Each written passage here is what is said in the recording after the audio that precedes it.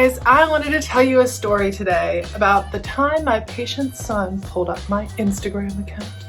That was really weird, and I think you should know it. So it must have been, I think, 2014, and I was working in neurocritical care. This was right after I wrote my book. So I'll put a link to it in the description, but it's called Becoming Nursey. It got kind of popular. It's one of the things that kind of jump-started my website and all the things that I do now these days. But it was something that people around the hospital were starting to learn about, which was really exciting, but a little scary at the same time. So I'm at the bedside. I've got a patient in the neuro ICU. I don't even remember what's going on with him, but he was like a total care patient, right? As many are in neuro ICU. And his son was sitting in the chair in the room doing his work. And a lot of patients in neuro ICU, they're there for a long time. Same thing with this patient, there for days, So you get used to the family, and we had multiple conversations, and it's time for his dad's bed bath. So me and this other CNA who had floated to our unit that day, who I knew a little bit from other interactions, went to go give the patient a bed bath. So, when you're given a bed bath with a CNA, he's, the patient's son is over on the other side of the room, and me and this CNA are chatting. How you doing? What's up? We're kind of also talking to the patient, because that's nice too. And even though the patient's unresponsive, like talking to them and telling what we're doing. And then the CNA said, "Hey, are you that nurse that wrote that book?" And I was like, "Oh yeah, I am, yeah." And he's like, "Oh wow." And so he started asking me about it, and asking me questions. And from what I was telling him, the patient's son, who was on his computer, Googled me. So he Googled me, and he Googled Katie, because I spell my name uniquely, Kati. I think he Googled Katie nurse, and then the title of my book, Becoming Nursey, which it comes up. And then when you Google somebody's name, a lot of times their social media profiles will come up, as did my Instagram. And my Instagram was not private, because I used it as part of promoting my book and things like that. So I'm doing the bed bath, and I can't remember. I was not in a place where I could use, I was knee deep in a bed bath, if you know what I mean. The patient's son comes up to me, and he has his phone. He gets his phone and he goes, "Is this you?" And shoves his phone into my face. And holy moly, there's my Instagram on my patient's son's phone in my face. And I'm like, "Oh yeah, that's me." And it just felt it's I know I put things online, and I know I talk about myself online, but it was very surreal to see a patient's loved one see my Instagram profile. It was just really weird, because I don't know, online my target audience is nurses, right? I don't create education for patients, and I don't put stuff online to connect with patients. It's to support the nursing community. So it was, but it's online, right? Anyone can look at it. So it was very jarring, I think is the best word, to be like, "Oh yeah, that is me." And I'm instantly what did I post on social media? Oh my gosh, did I put anything bad? But then I had to kind of stop my rabbit hole brain thought process to be like, "Wait a minute, Katie, chill out.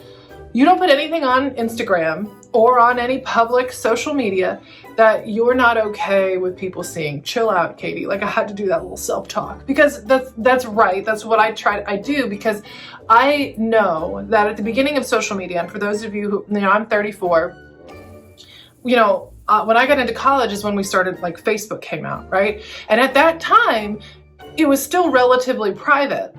You could have your friends who could only see certain things about you. But since it has evolved over years, it has gone from this private experience with your friends and family to a very public,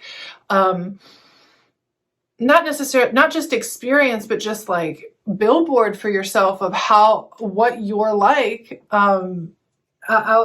as a whole person as you're presented to the public, right? Because anybody can look that up if you don't have a bunch of privacy settings. And even if you do, people can still screenshot stuff. So let's say I put up something crazy, and somebody could screenshot that, who has a bunch of followers, and post it on theirs. And it's not private anymore, right? That whole capability of screenshotting and making it so you can share these things very, very quickly and easily to mass numbers of people makes it so none of this is private.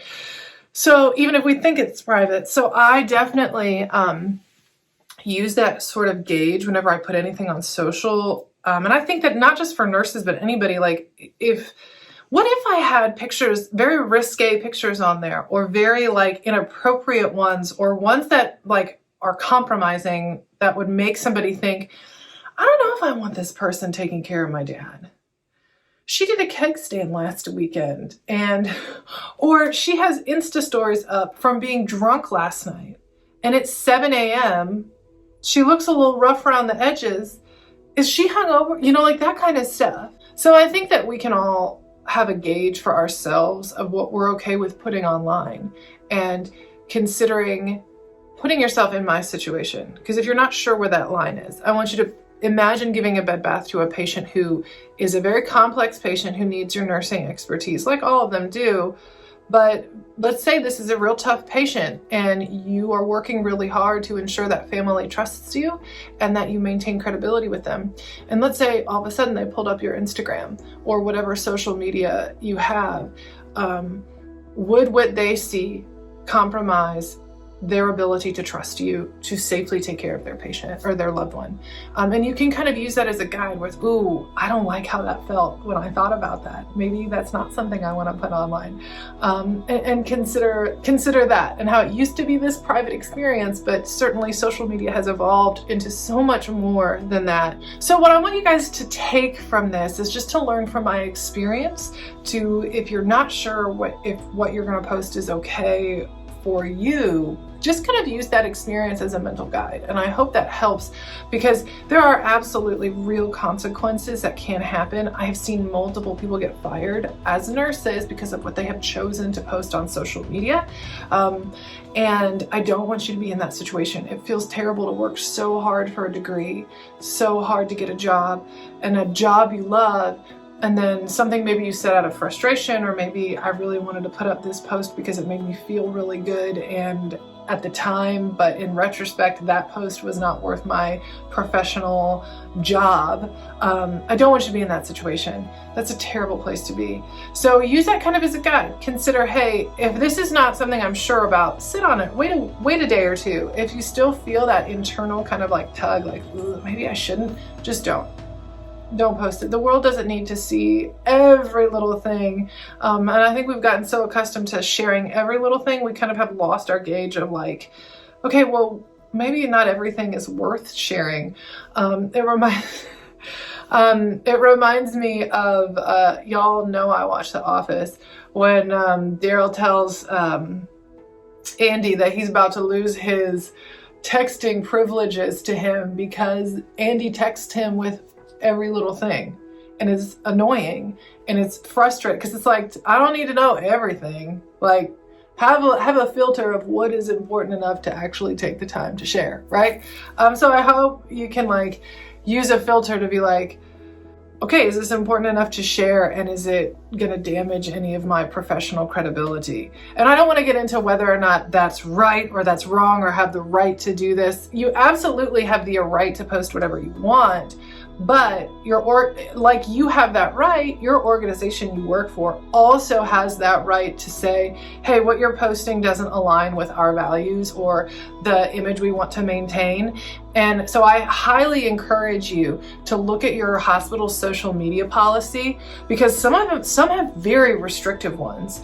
Some have that are not as restrictive, but they definitely have some things in them you really want to be aware of.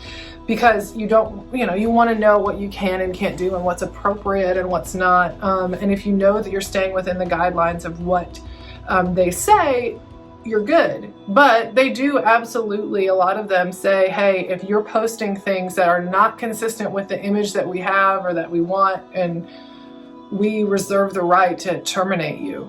And I have seen that played out before. Absolutely. And to be honest, if I was the employer in those situations I've seen, I probably would have done the same thing. Like, that was not at all appropriate. That was not okay. Yeah, you absolutely can post that as an individual and as a human, but as a nurse who works for this company, this hospital, that's not gonna fly. And I get it. So hope that helps. I don't want y'all to lose your jobs, y'all. I'm helping you get them. I want you to keep them. All right. There's so much that is much more important than a social media post.